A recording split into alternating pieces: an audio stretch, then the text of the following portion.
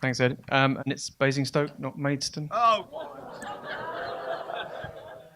Okay, before I start, when I found out the running order for tonight, I tweeted, I don't know how I'm going to follow that, because I knew Rhiannon was on before me, and quick as a flash, she came back and said, very few people, very few people are able to come after me. I hope, I'm going to change the tone completely now. I hope you stay with me on this. There's no sex in this, I promise you. Okay, Ed, let's go. Right, my name's Kevin Paterson. I work for a local company in Penarth. I'm 52 years old. And in 1982, I had my left foot blown off by a landmine during the Falklands conflict. I have your attention. This is good. For as long as I can remember, I wanted to be a Royal Marine. Okay, that's the only thing I wanted to do. My dad was a Royal Marine. As you can see in this early recruitment poster, I joined up at 16. You could when I was younger. As long as you had your parents' consent, you could join up straight from school, which is exactly what I did. I got my Green Beret, and I was one of only 19 to pass out of 65 in my squad after 32 weeks of training, and I had a fantastic 5 years. I saw a lot of the world. I made lots of friends. It was brilliant. And it was my chosen career. I'd signed up for life. Then in April, Easter leave actually, 1982, I got the recall, to attend the Falklands Task Force. If you're going to go to war, go on the Canberra. It's a cruise liner. It's a fantastic way to go to war. We set sail, and we stopped halfway, a place called Ascension, which is essentially a lump of molten rock in the middle of the South Atlantic, while diplomacy took its course. It didn't work, as we know, and we invaded. About 5,000 of us landed on the 21st of May. We subsequently yomped across the island. Yomp is a marine saying for walk fast with every piece of your kit. I got blown up on a landmine just outside Port Stanley, and I then spent a fair bit of my time in hospitals, around field hospitals. They kept moving me around because apparently I had a really positive outlook and I kept cheering the other patients up. But to all intents and purposes, my career was over, right? I was 21 years old. I had to completely rethink it. I had no plan B. It was only ever going to be plan A. Luckily, there was a guy sorting out a mortgage from mum and dad. They wanted to buy their council house. Got chatting to him. I fell into financial services, and I've been there for 32 years. I married in 84 in haste. Got divorced in 89. I married the current Mrs. Paterson in 1992. I keep reminding her of that fact as well.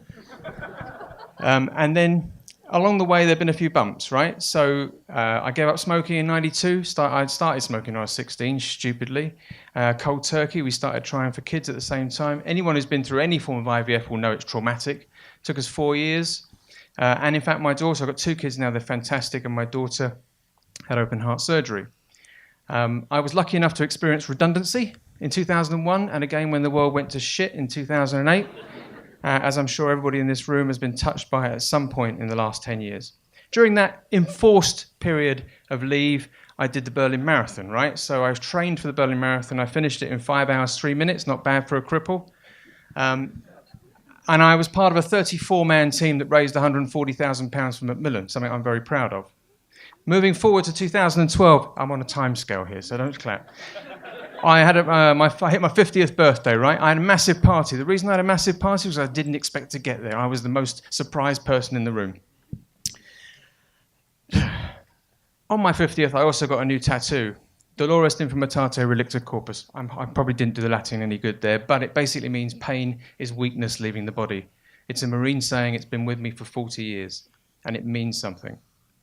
But again, more bumps, right? So I've had a chronic cyst removed from my stump twice since 2012.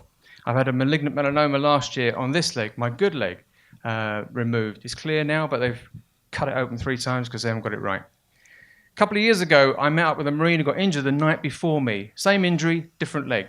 He now lives alone in Saskatchewan. He's worked 6 years in the last 30, and he's a manic depressive. We were separated by the choices that we made. It's a trite and cliched point, but life is a journey. It's not a destination. And I am certainly a poster child for we're here for a good time, not a long time. And I won't elaborate on that right now. My first manager used to say to me, Kevin, look, if a problem's got a solution, no matter how long term, it's no longer a problem. If it doesn't have a solution, it's not a problem, it's a fact of life, and you need to learn how to manage it, which is absolutely true. And if you think about that, you'll understand exactly what it means. I'm lucky enough, I've got a great family, my kids are nearly grown up. Our latest addition, Millie, Jack Russell, cute as you like. And I'm lucky enough to work with some fantastic people, most of whom, for crying out loud, are here tonight. And they make my 2.5-hour journey bearable.